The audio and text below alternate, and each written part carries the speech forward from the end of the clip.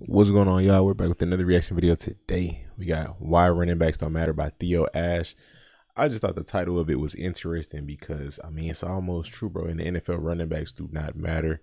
Unless you have a generational talent at the running back position, you can find a running back in almost any round of the draft, even in free agency, even undrafted. Like, it's not hard. Like, unless, like I said, unless there is a generational, this guy looks like he's a future Hall of Famer. The running back position is easily replaceable, easily rotational. So I mean, I think it's interesting. We're gonna see what his thoughts are. Running backs don't matter. Running backs don't matter has become something of a catchphrase or a rallying cry for advanced analytics in football. I'm sure anyone who's listened to me talk about football has heard me say it a million times. Football. I just want to read the tweets real quick. A little bit of people are mad if he's left off the all-time team. A little bit of running backs are replaceable. People on here are mad that people choosing the NFL all-time team pick running backs from an era where running backs actually mattered. Say it a million times. It's a guy I listened to too. He said I listened to his videos, and he said the running game was much more eminent, like much more prominent back then. Back in the days of like Lawrence Taylor and stuff back then. The league is more pass happy now, so it's like running backs were way more important back then than they are now. Like offenses were literally ran through their running backs. Now it's more, everybody needs a elite quarterback, a star quarterback. You need somebody, a Tom Brady or a mobile quarterback. Running backs matter. Twitter, if Jonathan Hillman gets 100+ yards, I know that the fantasy football group chat that I'm in is sick of me saying it. What was that game? Siren Head or something. I decided to give in to my basic sports journalism kid urges and make this YouTube channel. I decided that this was the obvious pilot episode topic. I promise I'll shut up about running backs after this is over, but it's not over yet. So without further ado. Running backs don't matter. When I say that, it doesn't mean that running the football is useless and that teams should never ever do it. It means that the person actually doing the running is replaceable. Basically, good running backs are extremely easy to find. I ain't gonna lie. Like I said, he's right. In my opinion, like I said, the elite of elite guys. Okay, the average really good running back has his prime for, let's say, 4, maybe 5 years. You'll get some really dominant years out that guy, like consistent Pro Bowls and all that good stuff. Outside of that, it's not the same thing as a quarterback. You know what I mean? I think only time you ever want to draft a running back in the first round, honestly, is if you have a quarterback already or an offensive line in place. Because then, if that's not the scenario, you're gonna waste his talents. You know what I mean? So teams shouldn't spend a lot of money or draft capital on one. Every summer, the NFL releases a list of the top 100 players of the last year, as voted by their fellow players. On the 2018 list, Steelers running back Le'Veon Bell was voted the best running back in the league and the 5th best player overall. Mans was dominant. Running back Todd Gurley was one spot behind him at number 6. Mans was dominant. MVP caliber running backs. So, how have their careers shaped up since then? The Steelers wouldn't give Le'Veon the contract he wanted, so he sat out the entire season. Instead of rolling with an alleged top 5 player in the whole league at running back, the Steelers unexpectedly had to start James Conner, a second-year player and former third-round pick out of Pitt. Did the Steelers offense... And it was crazy when he dropped this video, 2020. Dang, it's 2020. He dropped this, so I'm late to this, but it recently got suggested to me.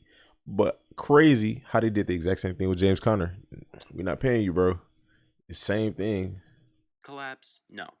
In fact, as a team, they went from 25th in yards per attempt to 24th. A slight improvement. It's like Najee was a good pick, but if you're mad about me pausing, man, it's just my take. I gotta give my, you know what I'm saying? I gotta express myself, man. I like the context of the video and the topic of discussion. You know what I mean? But Najee was a good pick, but again, like it's the same thing. you don't have a really good O line, and now you're looking for a quarterback. So it's like, I guess they were in win now mode, or at least after the season that they had last year, they thought this year, okay, biggest piece we could use is an elite running back. But because last year they had a good run, but they flared out like terribly. Like it was just like Cardinals. I saw somebody comment that Cardinals season last year is just like the Patriots. I mean the Steelers season this year. I mean Cardinals season this year is same like the Steelers season last year. So pretty wild, man. But hopefully they don't waste Najee's career.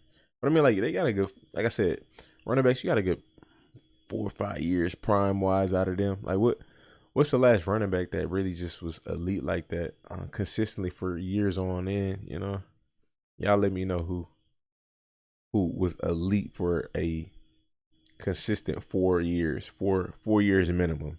Drop it in the comment section. I ain't gonna lie, Dalvin Cook is consistent, just injuries. Same thing with C-Mac, but injuries. Alvin Kamara, he nice, but I really look at Alvin as like a Hall of Fame running back. Like he's very, very good, and I put him up there in the top 10 running backs for sure. But I think he definitely gonna need a 1,000-yard season soon, in my opinion. Despite the fact that they went from a highly regarded running back like Le'Veon Bell to a relatively unknown player. That again, after that's sitting out why. all of Whatever, man. That's why I didn't understand why the Jaguars drafted Travis Etienne. You already have a running back. Why are you drafting another running back in the first round at that? Like, come on, man. 2018, Le'Veon Bell returned in 2019 on a new team, the New York Jets. If running backs mattered, you'd expect that going from Isaiah Crowell to Le'Veon Bell would mean big improvements for the Jets' running game, but that's not what happened. In fact, the Jets were the second worst team in the league in rushing this past year. They actually got worse after adding a great running back. Let's take a look at how Todd Gurley's big career thing is too going. the running backs will have In chemistry 2018, Todd Gurley was a with the legitimate O-line. candidate for the league's most valuable player award. He was rushing for 89.4 yards per game and was leading the league in touchdowns. However, in Week 16, he hurt his leg and missed time. Enter his backup, I hope he CJ comes back this Anderson. season. He had been released by 2 teams in the last calendar year. CJ came out of nowhere. Walk in free agency, and then the Panthers straight up cut the guy. He was north of 30 years old, and his BMI literally put him in the obese range.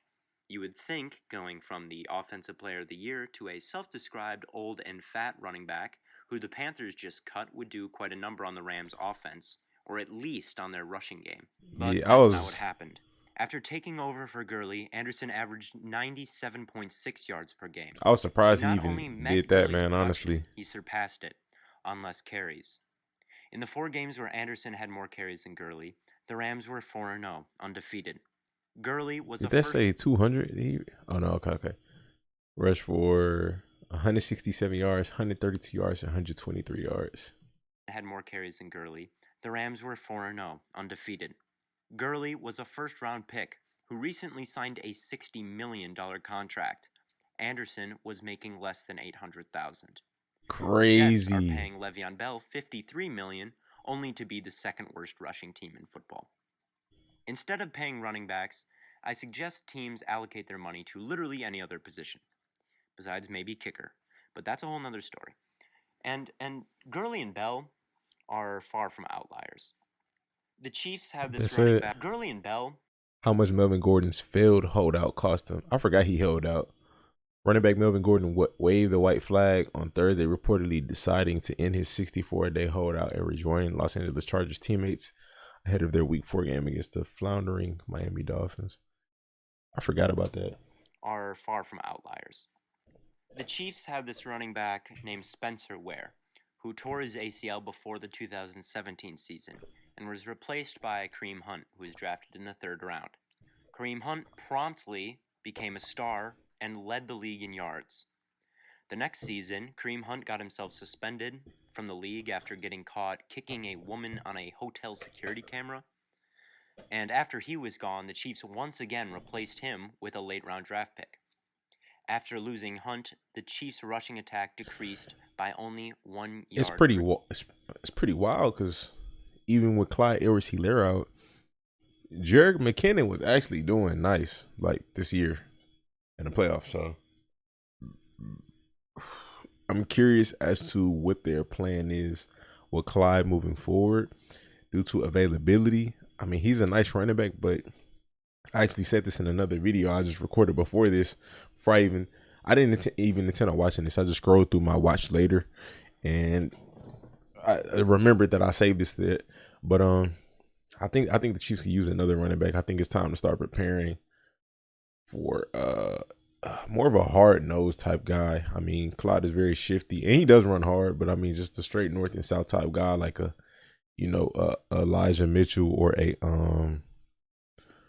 AJ Dillon type guy. You know what I mean? Game, and then they won the Super Bowl.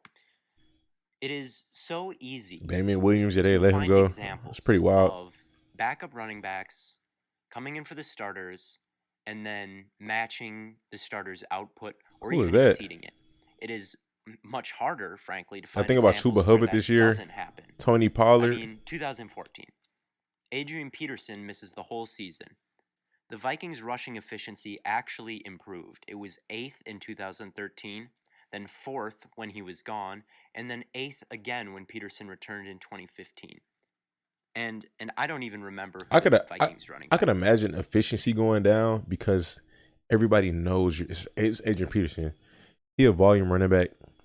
You're going to give him all the carries. MVP. He is AP. So I can imagine efficiency increasing.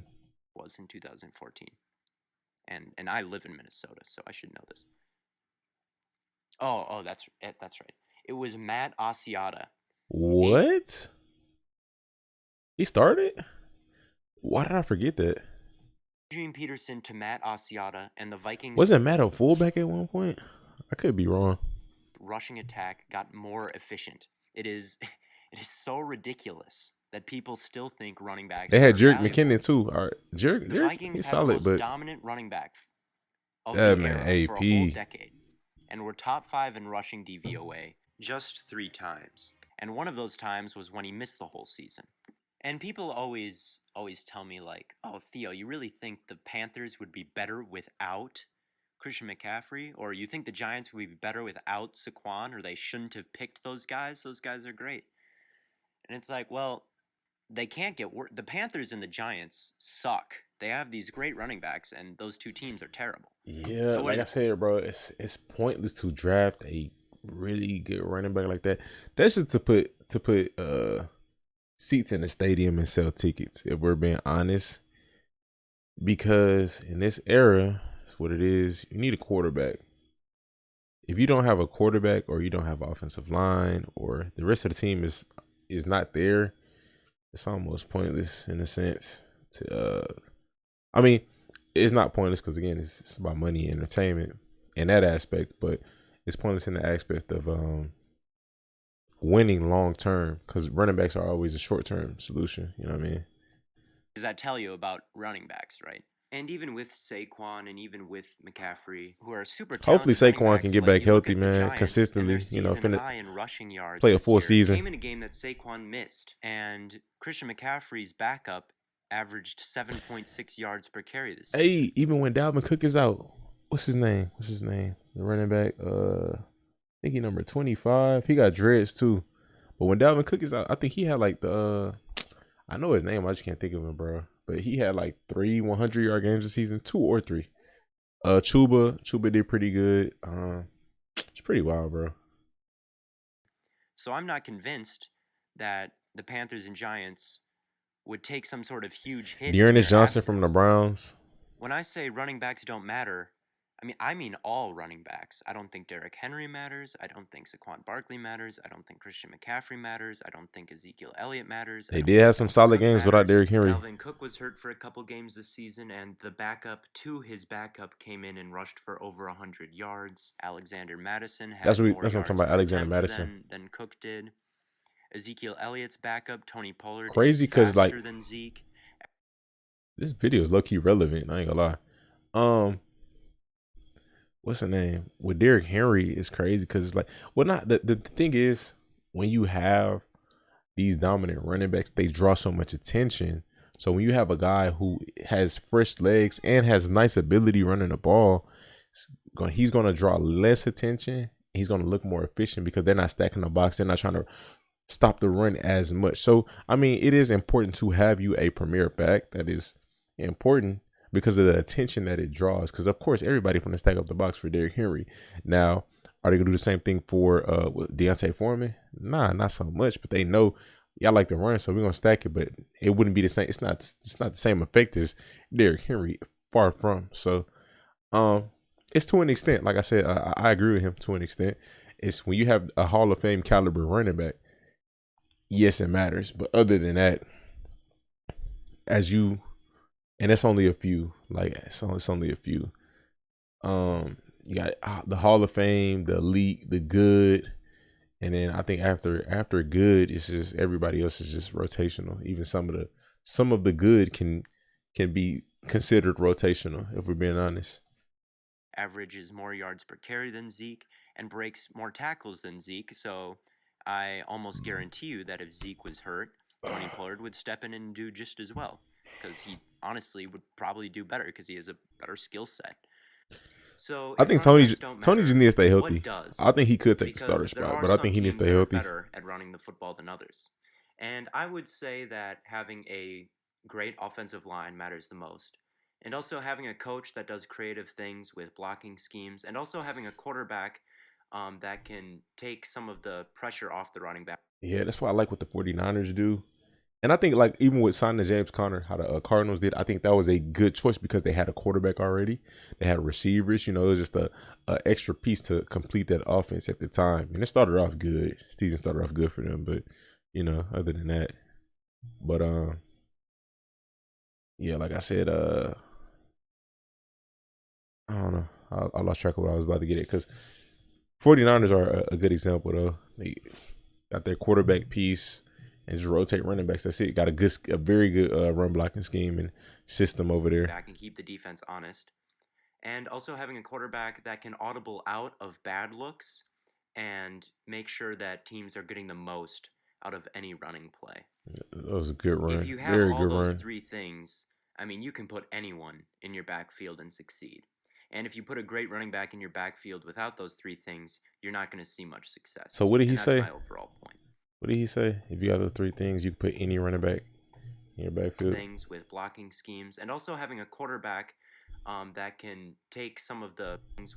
Great offensive line matters the most. And also, I would great say offensive line matters the most. Great offensive line matters the most.